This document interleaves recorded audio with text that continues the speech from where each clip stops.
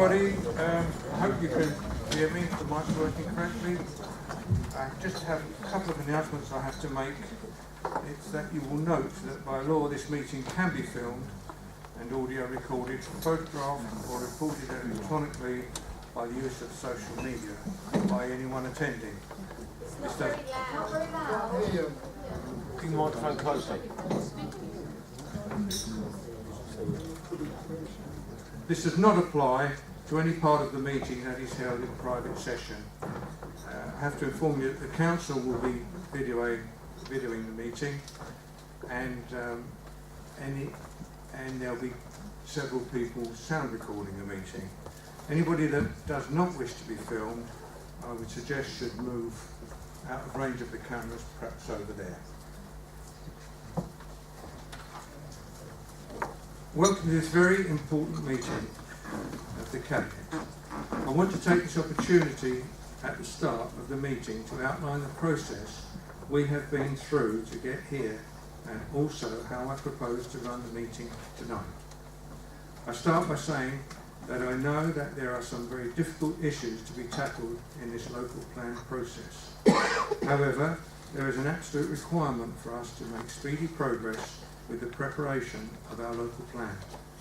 It is therefore incumbent on us as local councillors to make sure that we have followed proper procedures at all stages, and that we have been completely open and transparent in all our consultations, which I do believe we have been. The council has carried out an enormous amount of work in getting to where we are now.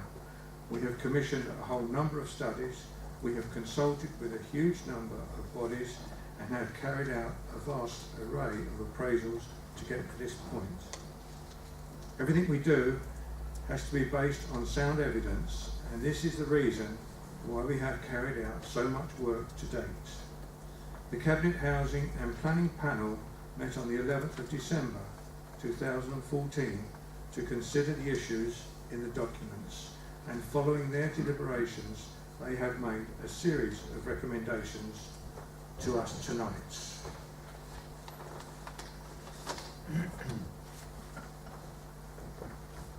This is a special Cabinet to consider the recommendations from CHPP. As a special Cabinet, our procedure will be adapted to accommodate the public interest in these recommendations. At item 2, I would take public questions, and I remind those who have submitted questions that only the submitted question will be allowed. However, if necessary, I will allow longer than the allotted 15 minutes. On item 4, Councillor Trigg, the portfolio holder for planning and housing, will introduce the item, and the Chief Planning Officer will make a short presentation. I will then move to the recommendations, which I will read one at a time, inviting comments from members, and as indicated, short remarks from any councillors present or the public, and after each item the Cabinet will take a vote. The various recommendations will be displayed on the screen, and they'll display there until Cabinet have voted on that item, and then we'll move on. And because of the technical nature which may arise from some of the debate, officers will be invited to take part.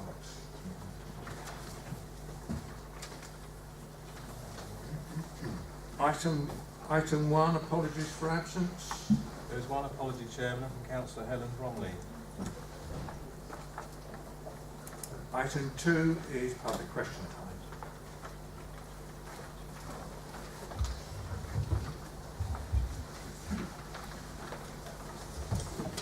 Sorry, I've just been informed that there is one item that's been missed off the agenda, and that refers to the declaration of interest by any member present. It's just a formality, but we have to do it at every meeting. Thank you. So we'll move on to public question time. Can we have the first question, please, from Mr. Clive Bennett of North Moons District Greenbelt Society. He's not here.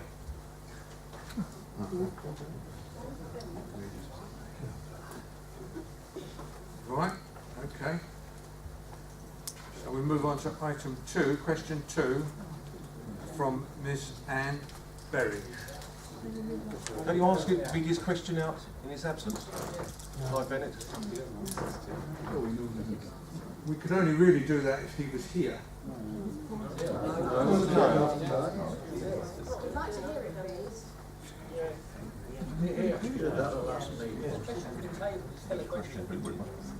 Sorry, I've been informed that that was allowed at the CHPB meeting, so I see no reason to change that. I will read out Clive Bennett's question. Why is the Council still ignoring the guidance issued by the Government in their press release dated the 6th of October 2014?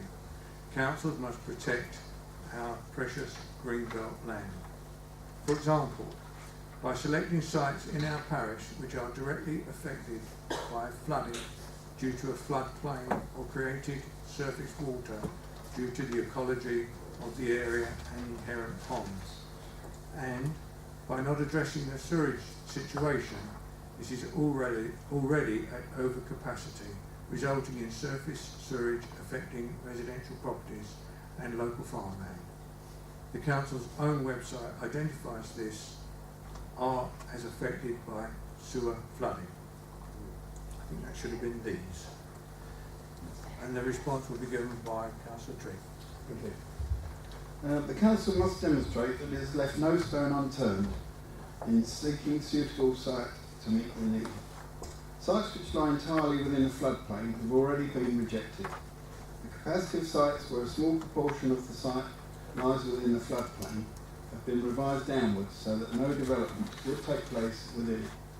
The data on sewer flooding is too crude to apply to individual sites. Thames Water, Arts County Council and the Environment Agency will be consulted on this document, and the Council will take their response about flood risk and the need for any further work into account. Thank you. And the second question is from Ms. Anne Berry.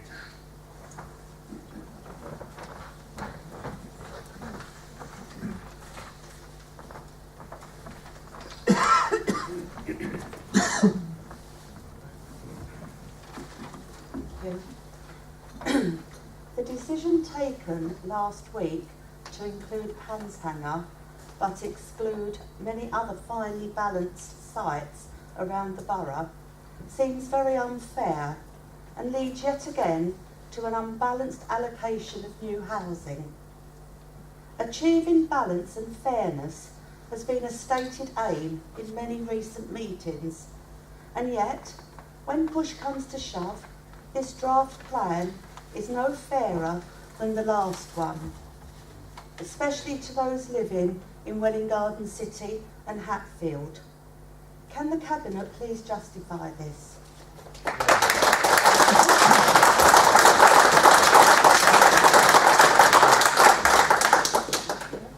Thank you for the question, and I'll ask Councillor Franey to reply. Thank you, Ms. Berridge.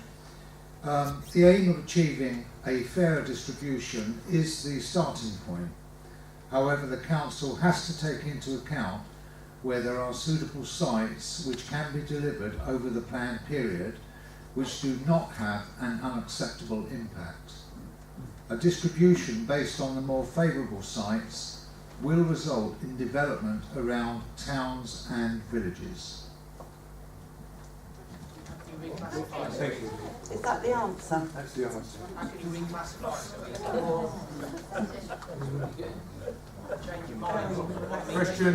Question 3 is from Mr. Will Davis.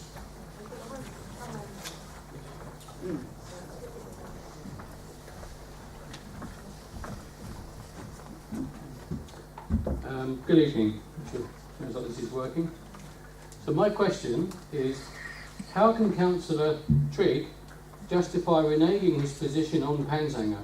In January, he wrote and spoke about his opposition to building on the airfield. I have it here in black and white, in 2 different documents in fact. I oppose development on the airfield, he said. Last week, he happily voted to include the airfield in the development plan, and tonight he will again have his say on the matter. How does he think residents will have any faith in his integrity after such a large and complete and thus far unexplained U-turn on this?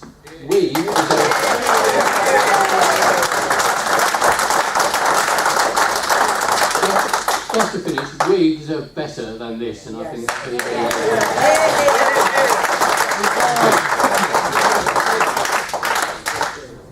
Thank you, and I'll ask Councillor Trigg to respond.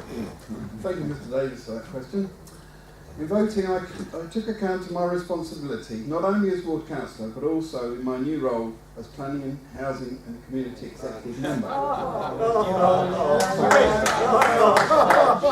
The vote only relates to include these sites for the purposes of consultation, not a decision, it's purely for consultation, and on the basis that the viability of the Real-Line runway is thoroughly investigated before any development is allowed to take place, should this site come forward in the final version of the local plan. I'd like to point out that the voting on this particular site was 8-1 last week. Should have been 8-2, didn't you? Well, no chance. That's the end of the answer, sorry. Question 4 is from Ms. Jane Quinton.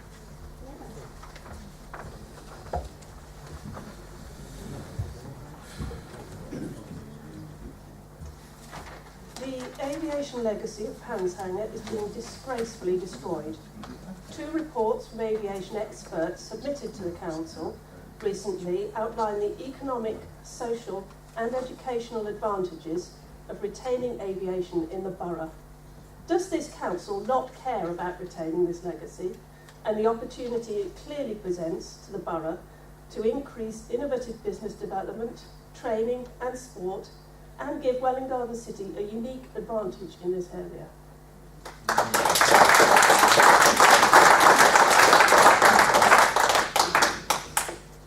The Council has to weigh the advantages of retaining the airfield against the benefits of making sufficient provision for housing and whether there are better opportunities elsewhere in the borough. We have not regarded the payment board. Can I ask the audience not to make comments to that? It's only going to hold things up. It's going to spoil it. No, it will. True. It will make comments.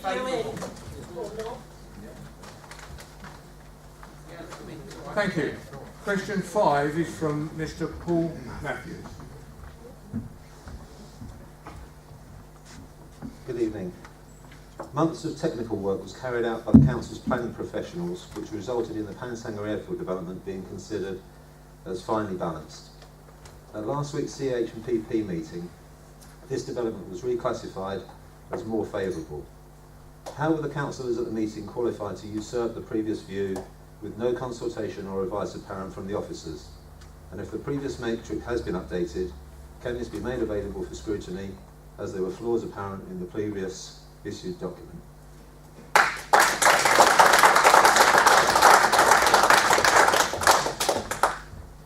I understand that members of the Cabinet Housing and Planning Panel took into account the fact that the airfield has been safeguarded to meet longer-term development needs since 1993, and that the airfield has now closed. The sustainability matrices will be published for consultation, and the responses will be taken into account when considering if any changes need to be made to the appraisal matrices. Question 6 is from Mr. D.N. Farmer. This is evidence that the airfield is still an airfield.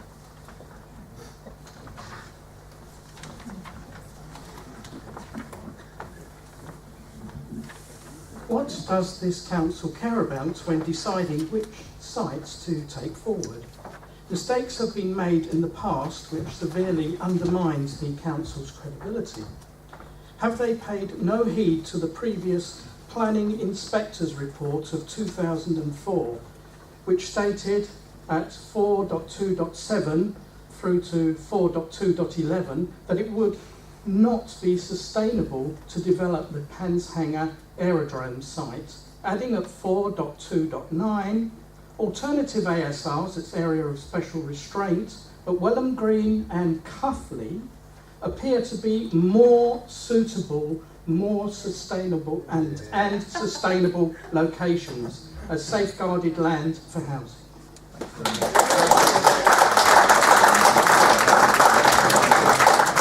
Thank you, and I'll ask Councillor Franey to reply. Thank you, Mr. Barber. Since the inspector's report was published in 2004, the planning system has changed with a new national policy framework, a much greater focus on evidence and a requirement for sustainability appraisal. The evidence indicates that all sustainable and suitable sites are likely to be required to meet the need for housing.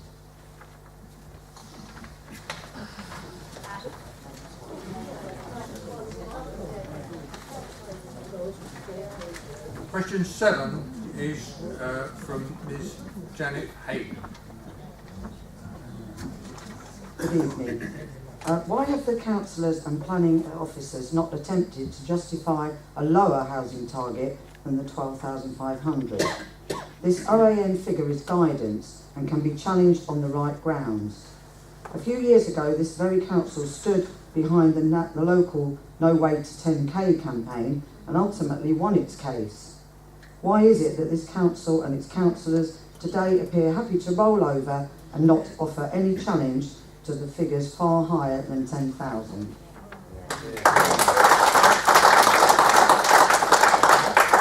Thank you. The purpose of the consultation to establish what level of growth can be delivered in a sustainable way. Only when we have reviewed the consultation responses and considered any new evidence will we be setting a target. Thank you. Question 8 is from Mr. N. Austin.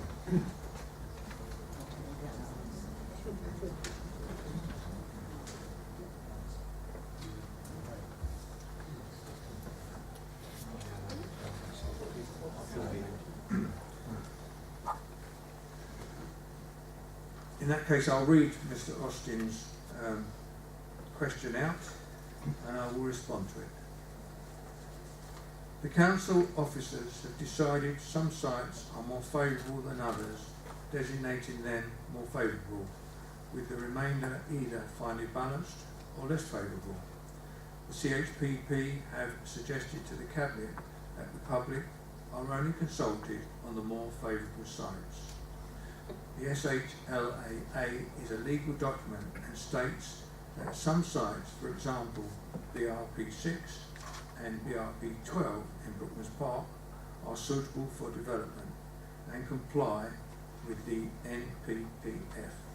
If the Cabinet accepts the CHPP recommendation, these sites, which are both designated finely balanced, will not be taken forward to be consulted upon by the public. This will result in a planning inspector rejecting a draft local plan and requesting WHCC. That should be BC, and it's written there as the county council. Prepare a new plan, thus losing another year. Not having a 5-year housing supply and opening the floodgates for planning applications for sites identified in the CHLAA. Is the Cabinet certain that the recommendation from the CHPP is sensible, lawful and above all honest? I should mention for the recording, they're not my words, they're Mr. Austin's. And my answer is as follows. The Strategic Housing Land Availability Assessment is a technical piece of evidence, not a legal document. It assesses sites on an individual basis, based on current information and not in terms of the cumulative impact. The SHLAA does indicate that there would be the potential for cumulative impact to the green belt if these sites, in combination with others, were to come forward. The consultation document will make references to all the sites that have gone through the process and details of the finely balanced site assessments will be made available so that people can refer to them in their responses should they wish to. All the sites will be published as an Appendix C to the consultation document. And question 9. Question 9 is from Mr. Andy Captain.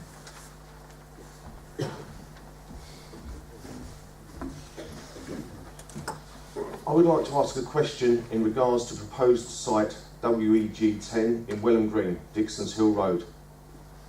The council have said in their conclusions on that site that it does not make any significant contribution to any of the Greenbelt purposes. I believe it contributes to a number of Greenbelt purposes. Number one, it prevents ribbon development, the building of houses along a main road, especially one leading out of a town or a village. Dixon's Hill Road is the main artery out of Welham Green, which is already very busy in peak times, often suffering with severe congestion when there's a problem on M25 and the A1M. Number two, it would extend beyond the southwestern edge of the existing boundary in Welham Green. Number three, it contributes towards preventing encroachment, helping maintain the gap between villages. Number four, it also has a high level of visual and physical openness. It also says on the Department of Environment Agency's website it's being at high risk of surface water flooding, and also on the Department of Environment's website showing being in an area severely affected by sewer flooding. In fact, only on as recently as the 23rd of November, after one day's heavy rain, more than 70% of the land was covered in surface water, forming into large ponds spread across the whole of the land, into nearby residents' gardens, and I have photographic evidence to support this. The building and paving of this land will make matters worse for all residents that adjoin the site of Knowles Crescent and Gould Close, no doubt leading to insurance problems. I implore the committee to reject this land as unsuitable to build on due to severe flooding issues and to its contribution to Greenbelt purposes. Thank you.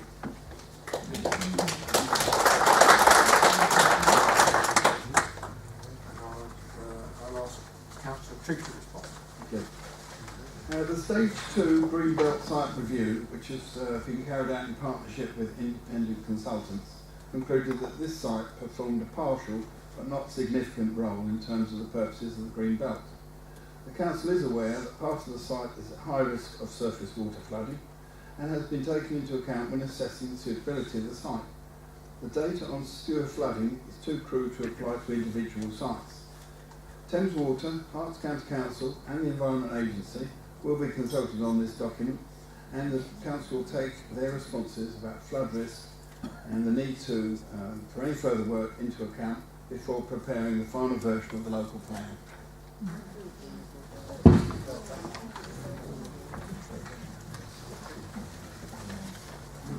Thank you, and that concludes the public question time. Item 3 on the agenda are the minutes of our last meeting, and can I confirm that they're a correct record? Agreed. Agreed, thank you. And item 4 is the local plan consultation document, and I'll hand over to Councillor Trigg to present this issue. Okay. Chairman and Cabinet, in considering this recommendation tonight, I'd like to introduce the item, and then I've asked Colin Haig, the Head of Planning, to explain in more detail the progress of the local plan and the next steps before considering the recommendations of the CHPP. By way of introduction, members will be aware that we have a duty to prepare and submit our local plan, which will cover the period to 2031. This has made good progress and resulted in numerous CHPP meetings, all in public, held over the course of the last year, including September to consider the objective assessment of need for housing and the latest economic evidence, and in October to consider officers' recommendations for promoted sites as being either more favourable, finely balanced or less favourable. During the proposed consultation period, we will invite people to comment on the officers' appraisals of each site and to submit proposals for new sites where they consider that suitable and deliverable opportunities may exist. The consultation will be very extensive and thorough, and all interested parties are encouraged to comment during the consultation period. Colin will now present the current position regarding the local plan. Thank you. Just to update on where we are, the Cabinet Housing and Planning Panel over the course of 2015 has received a wide number of reports on progress with the local plan. That has sought to update members of that panel on evidence studies and on officers' appraisal of sites that have been promoted for development. On the 11th of December, we presented the local plan consultation document seeking approval to publish that for consultation in the new year. And that panel has made a number of recommended changes for the consultation document that are now going to be considered. Just to give you some background information, the purpose of the local plan is to set out a vision for the future of the area.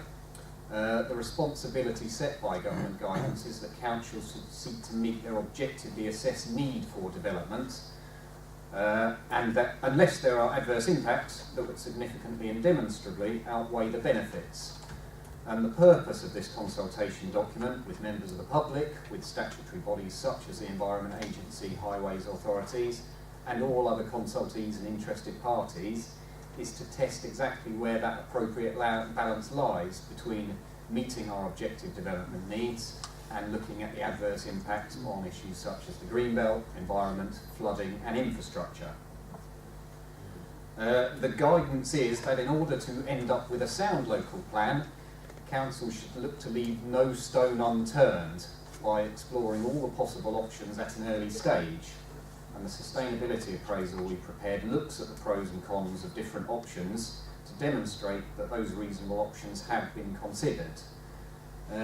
If the council seeks to pursue a strategy or set a target without considering reasonable alternatives, there is a very high risk that the plan will ultimately be found unsound. As I said, the Cabinet Housing and Planning Panel have received a number of reports on evidence studies over the course of the year, and the high-level outcomes of that are that the borough has an objective need for 12,500 dwellings. That's not the target, that's what our evidence is saying is the objective need, plus for elderly persons housing, and that we're likely to create about 12,000 new jobs over the period 2011 to 2031, so some of that time has already elapsed. The panel has also considered officers' appraisals of all promoted sites, and we have judged them either discounted at an early stage due to environmental or delivery reasons, or we've judged them to be more favourable, finely balanced, or less favourable. And just to point out that of late recent meetings since October have been filmed and uploaded onto YouTube to demonstrate that those debates have been public and transparent, and we will be able to refer them to the inspector come the public examination. And you can see there that they are all available on YouTube, and we will happily give you directions to those if you wish to see them. I'd point out that the consultation document is not a draft plan. It will have limited degree of weight in any decision making at this stage, and decisions that we have to make when planning applications come into us will continue to be based on the adopted district plan and guidance in the National Planning Policy Framework, plus any other material issues that are relevant at the time. The consultation doesn't commit the council to any particular course of action at this stage, as consultation representations, new national guidance, new evidence, and potentially the promotion of new sites may indicate that a different strategy should be pursued at the pre-submission stage. If agreed tonight, it's proposed that the document be published for public consultation from mid-January to mid-March. We intend to host a number of public exhibitions around the borough to engage with residents, business and other bodies, and we will undertake a range of other efforts, putting the document in deposit points, making the document available on our website, providing copies for people who request them, along with all our other supporting evidence. After that, officers will analyse all of those representations and report the results back to the Cabinet Housing and Planning Panel, and if it's appropriate, we may seek approval to reconsult on any new sites that are proposed for development during that consultation period. And if that all goes as intended, then we are looking to prepare a pre-submission version of our plan in late 2015, and that will also be made available for public comment, that if we then decide to submit that document will be considered by both the council and the appointed planning inspector. So I move on to the recommendation, the overall being that this Cabinet consider the publication of the local plan consultation document, the infrastructure delivery plan and the sustainability appraisal. And then on subsequent slides I have all of the recommendations that CHPP have put to this panel.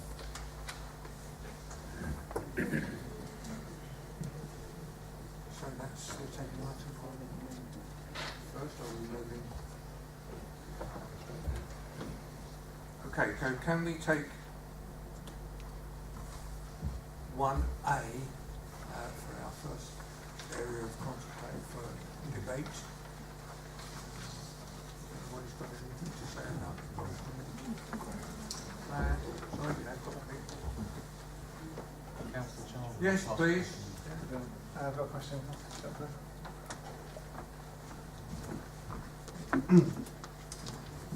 I'd like to know why at last Thursday's CHPP meeting, the administration put in a last minute change to the local plan consultation, removing from consultation the areas deemed as less favourable and finely balanced, with the exceptions of Panzanga in Wellingborough City and an area in Wenham Green.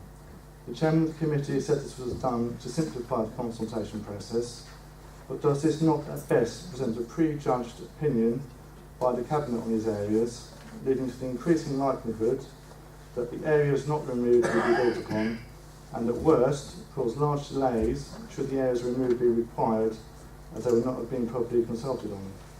Why wasn't the CHPP committee informed of this last minute change prior to the meeting, and what regard does the Cabinet have for the potential delays that removing so many sites from the consultation will have on this council's ability to implement a local plan that has left no stone unturned?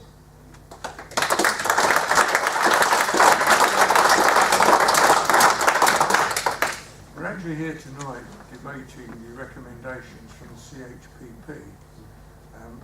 There was no preconceived decisions for the CHPP. They made their decisions and they forwarded them to us as a recommendation to consider. I don't accept the fact that there'll be any delays. I think they will remain on schedule once we've got tonight. Thank you.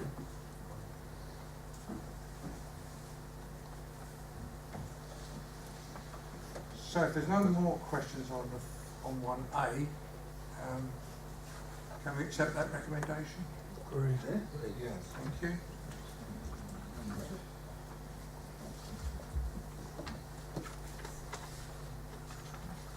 And we move on to 1B and 1C. Okay, do we have any questions or debate on 1D and C? There's someone?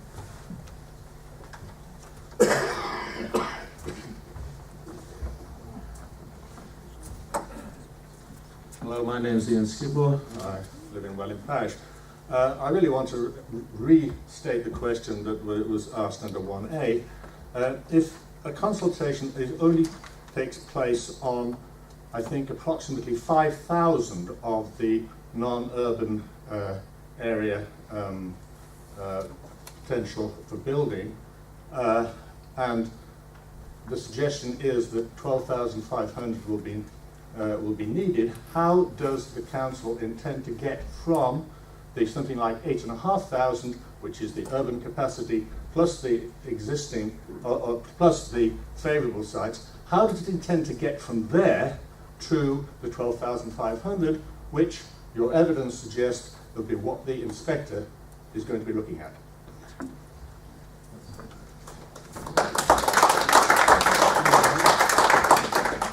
Referring back to the point I made earlier, one of the elements of national guidance is to seek to meet objectively assess need, but to look at the adverse impacts of doing that. Now, the purposes of our consultation document is that the more favourable sites will be in the main body of the document, but that finely balanced and less favourable sites will also form part of the supporting evidence base. Therefore, all sites are still available for members of the public, for landowners, developers, agents and anybody else to comment upon. So we are still confident that that information will come into us. We will be able to analyse it.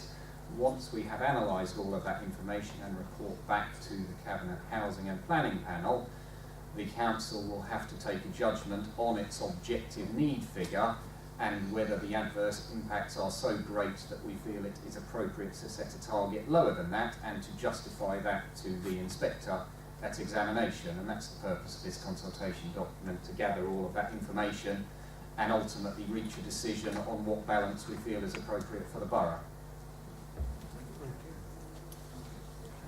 Someone else? I do apologise, I'm facing the wrong way. Can I ask a question? Yes. No, this gentleman's coming around now.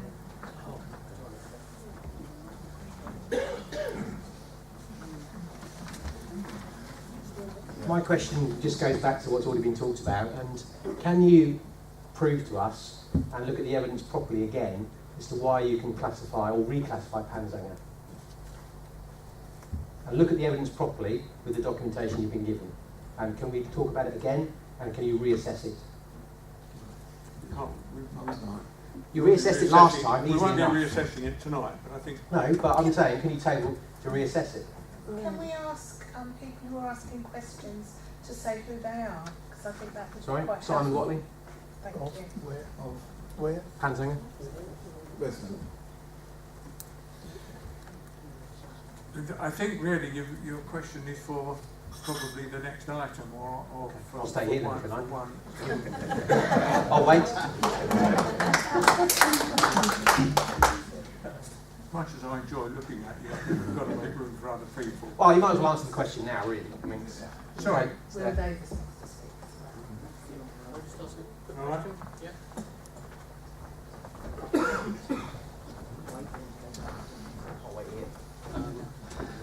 Really, to the planning officer's Colin Hay.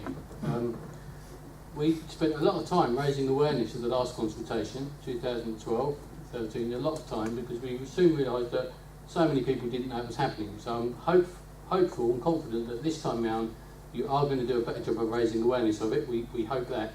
But my question really is, thousands of comments came back into that consultation. We sat there looking at the website and saw them all. There was hundreds and hundreds of comments opposing the plan for Panzanger. You said that was all taken into account. This time round we get this update, it's exactly the same. If anything, it's actually worse, because this time round there's also a traveller pitch included in the named site which wasn't there last time.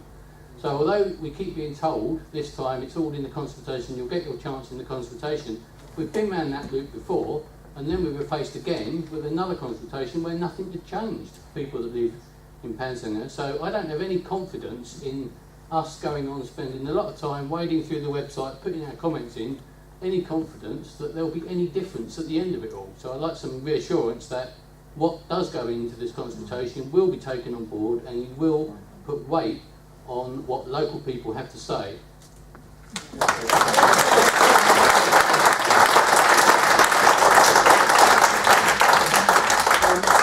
Well, thank you, Will, again.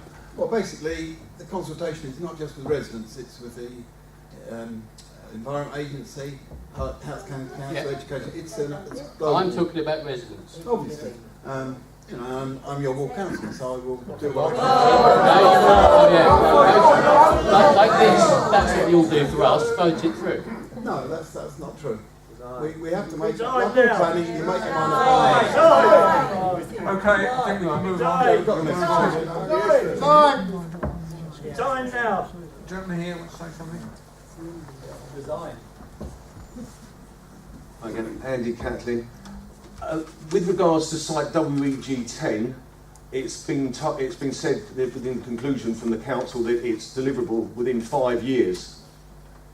I've been led to believe by the actual landowner today that he doesn't actually want to let that piece of land free. He doesn't want to sell it. So how can it be deliverable within 5 years if the landowner doesn't want to sell that piece of land?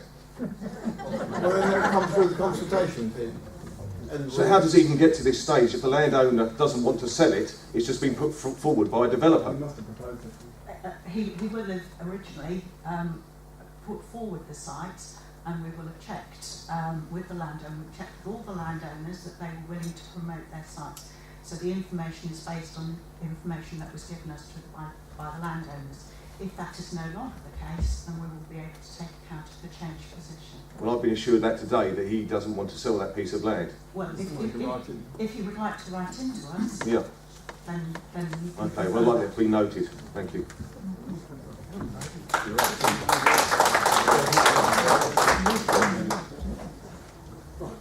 Okay, can we agree B and C?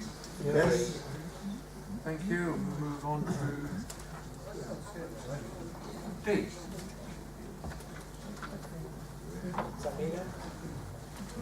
This is the hat one site. Can we see the voting, please? We didn't see that. So far, all votes have been unanimously for. Well, it hasn't had a hand up. Yeah, you've not seen no hands. For the camera. So as far as we're concerned, there's no vote. Yeah. There's not boys' club. Yes, It's boys' club. I can assure you that if any of the Cabinet wish to vote against, they would make it quite clear to us and to the Cabinet. Can we ask for a vote to be shown? The vote has been taken, the vote is legitimate, it's been recorded. We will now continue and I will ask my colleagues from here on that they will show by hand whether they agree. Yes. The previous slide. I want to see the last one. You want to see the last one? Shall we vote on the previous B and C? That is unanimously agreed. Unanimously agreed. There's only four. Only four hands. Four hands. Only four hands. Oh, there were six. Hands up higher. We can all see them. Higher. Those against? Those against? That's a unanimous Cabinet. There were no votes against it, 6 votes for. Abstentions then, please. Unanimously agreed. Come on. Shall we vote on A as well? Yes. You want to vote on A? Yes, please. That's also unanimously agreed, Chairman. Thank you. Vote, he's a liar. Yes. Who are the rest of the people sitting around the table who aren't voting? They are officers, they're not members of the Cabinet. Thank you. Okay, they don't vote. It would be nice to explain. I would ask members of the public not to make offensive remarks against. Then do the job properly. Yeah, do it right. Please. Calling people's liars does not add anything. We're not calling you liars, we're asking you to do it properly. I'm not even talking to you, sir. If you don't mind. You're talking to me, but Mr. Trigg is a liar. Well, it's your opinion. No, not my opinion. You were at the meeting. You told me I gave you 3 opportunities. The 3 opportunities you said that you would vote against every single time. I said, you sure, Mr. Trigg? Because 2 years ago you said you wanted it. And you said, I'm definitely going to vote against it. I'm sorry. I'm really sorry. I'm sorry, sir. Sorry, Mr. Trigg.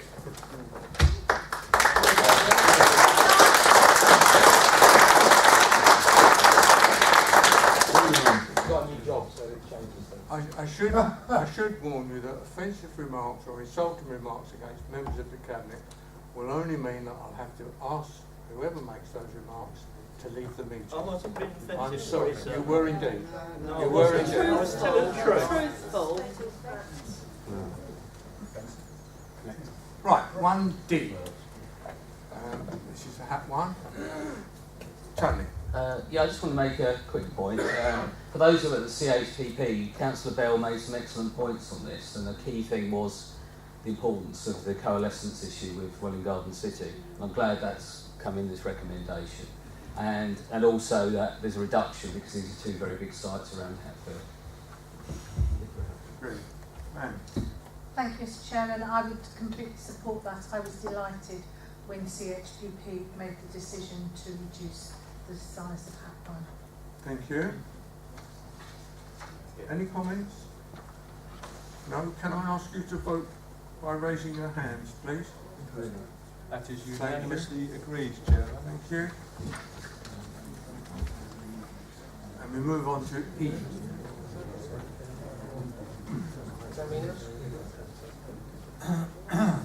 Yes, please, yes. Sorry, Mandy. Thank you. Thank you, Mr. Chairman. As has already been said, Panshanger Airfield was first designated as safeguarded land safeguarded for housing development in the 1993 district plan. The council had applied for the land to be designated as green belt, but the planning inspectorate ruled that it be designated as safeguarded. There was no change to this designation in the 2004 district plan. As long ago as May 2009, the agents acting for the then owner of Panshanger Airfield met with officers and me when they made a submission as to how the site could be used as a location for future housing growth. Interestingly, at that time, the HCA supported the agents in their view that this site should be allocated for housing and supported land uses. Atkins Heritage undertook an independent assessment of the historic merits of the site in 2013, which has been reported to CHPP. Atkins' recommendation was that the airfield site would not meet the criteria for conservation area designation. It has become fragmented over time and overall, in its current form, is not of special architectural or historic interest. Sport England has been unable to commit to Panshanger Airfield being designated as a significant area for sport. Then last week we learned from the Secretary of State for Culture, Media and Sport that English Heritage agreed with the advice of Atkins Heritage that the airfield does not merit designation as a conservation area. These factors have left us in the difficult position of having to include the airfield site as a more favourable site in the document to go out for consultation. It would be improper for us to leave out a site that has been designated by the Planning Inspectorate as safeguarded for development when we are consulting on sites in the Green Belt. To admit this site at this stage could result in our plan being found unsound by the inspector, which would be irresponsible. However, the only decision we are taking this evening in respect of Panshanger Airfield is to include it in the consultation document. Thank you. So, I'd like to just reiterate my question about the evidence that you've used previously to explain why you've changed it is inaccurate compared to what the evidence you've been given tonight. So can it be rediscussed properly with all of the correct evidence? thank you.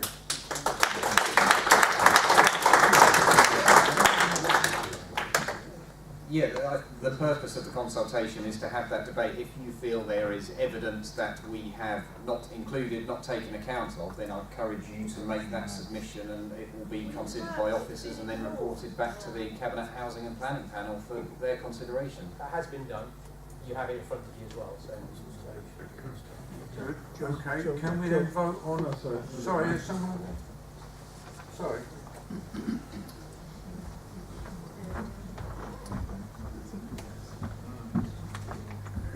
Thank you, Paul Matthews. The comment that the airfield is not in the green belt is incorrect. The green belt actually is to the north side of the airfield itself, going towards the woodlands, so part of the site is actually in green belt. Can you comment on that, please?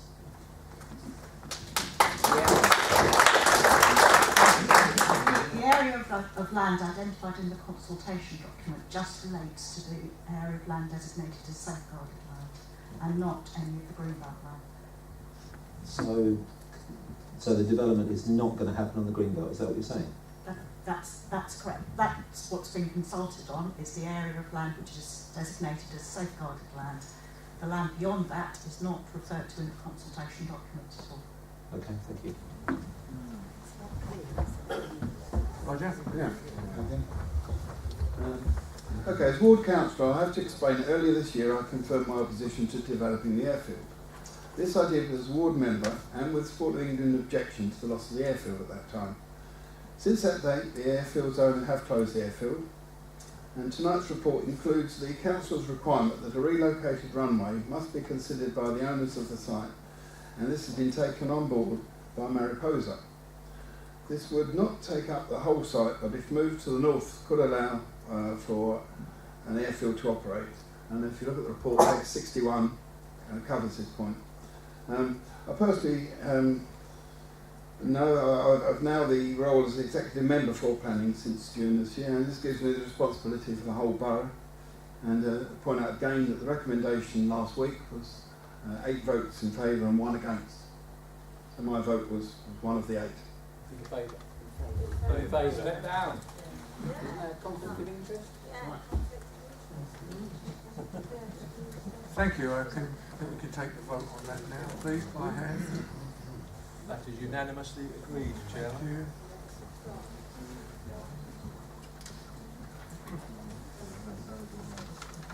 Item 1F. It's about employment sites. Has anybody got any comments on this one? If I may,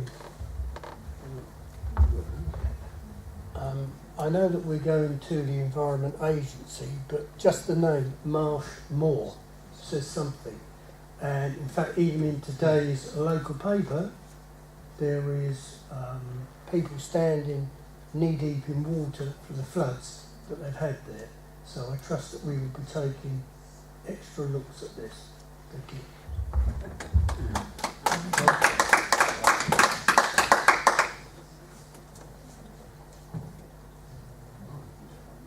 Okay. Recommendation. Can we vote on that then if there's no other comments? All in favour? It is unanimously agreed, Chairman. Thank you.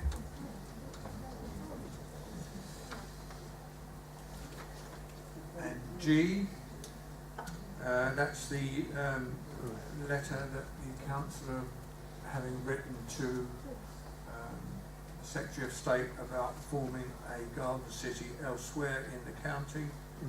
Can we agree wording on that? Definitely. By hand. That is unanimously agreed, Chairman. Excuse me. Sorry, sir. Sorry. Yeah.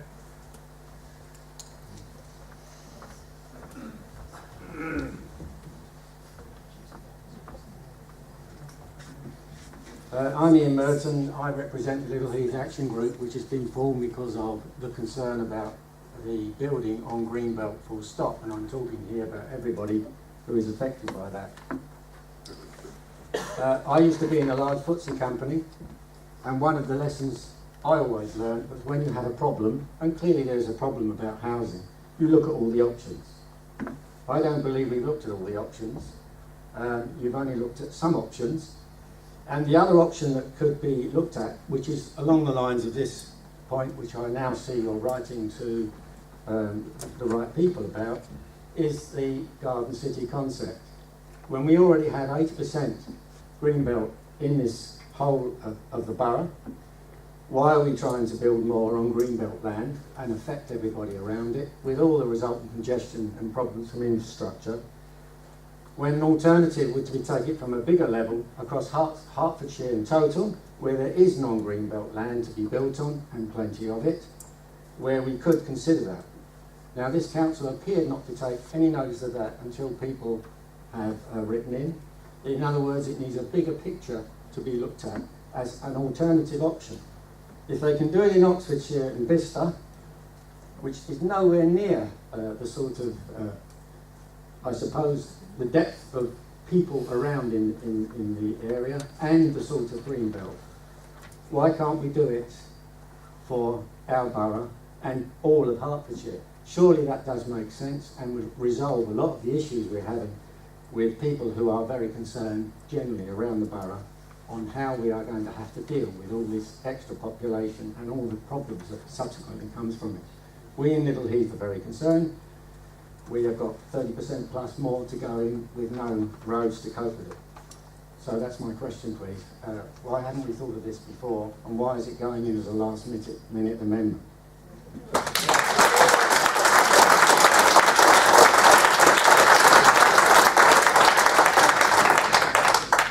We'll be pleased to know that it's not a last-minute amendment, but it's something that we have been considering for some considerable time. You'll also be pleased to know that part of our thinking in sending the letter to the Secretary of State was prompted by my meeting with you at my surgery just a few weeks ago. So my answer to your question is, we're not, you're preaching to the converted. We would dearly love to put our allocation of housing anywhere but Welwyn Garden City and Hatfield. But at the moment, it's not our choice. Can we vote on that then, please? Sorry, sir. Sorry, I just wanted to add that when we carried out consultation in 2009 on our issues and options, we did consider the potential for a new settlement, but no proposals had been put to the council which would give sufficient quantum of development for a new settlement within the borough. The council can only consider proposals within Well and Hatfield, but this is a request to the government to look beyond the boundaries of the borough. Thank you. Roger? Well, just to add, as I understand, this there is an army site, so I've described it as a brownfield site, not a green belt site. All the more reason why we need it. Well, we are building on our brownfield sites here in Well Hatfield. We've got thousands of units going on them and doing everything we can not to build on the green belt. Okay, can we then vote on 1G, please, by hand? Thank you very much. Unanimously agreed, Chairman. Thank you. So we move on to recommendation 2, to delegate authority to the head of planning in consultation with the executive members of planning and housing community to make minor amendments where these did not alter the intent of the strategy. Can we show by hand? That is unanimously agreed, Chairman. Thank you.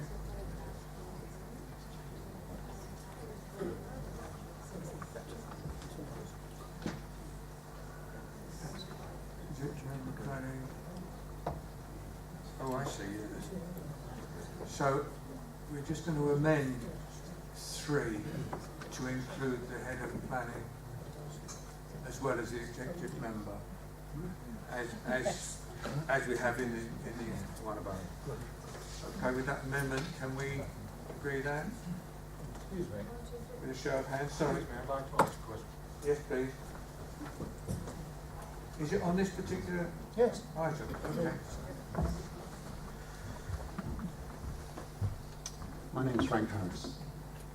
I find it amazing that I'm sitting down here, and I sat down here since the beginning. And this is meant to be, as you said, Chairman, at the beginning, a debate and a discussion about the points you're making. And certainly when we're getting to here, there does not seem to be any debate, there does not seem to be any discussion on any of these points at this meeting. It seems to me, and it seems to quite a few people around this room, that this is really just a rubber stamping job. And if you're not going to do a rubber stamping job, I think you ought to have a discussion. So far, there's only been one gentleman who has actually made any points about any of these points that you have been unanimously agreeing, which you only took as unanimous agreement because of people's concern. You were basically just rubber stamping. This is even worse, because you're now even changing wording on things that you've already discussed because you've listed out. You also have made, right at the very beginning, you have made at the beginning an incorrect comment on the gentleman over there, because you said you revised things during 2015. We haven't even got to 2015. This is a joke.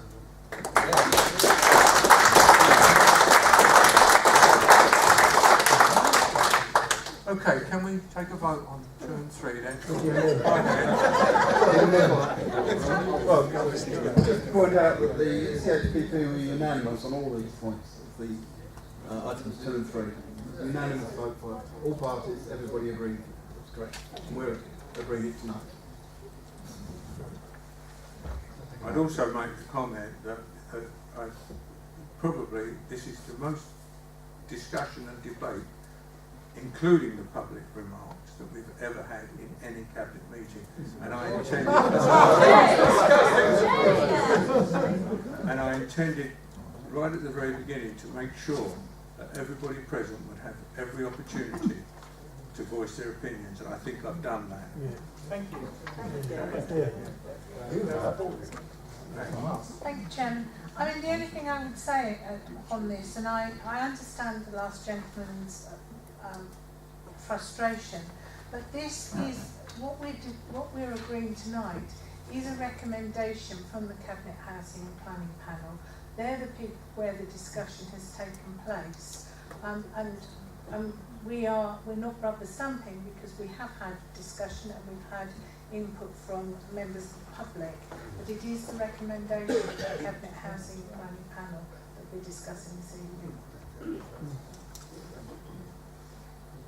Anybody else? Can we vote on that then, on 2 and 3? That is unanimously agreed. Thank you.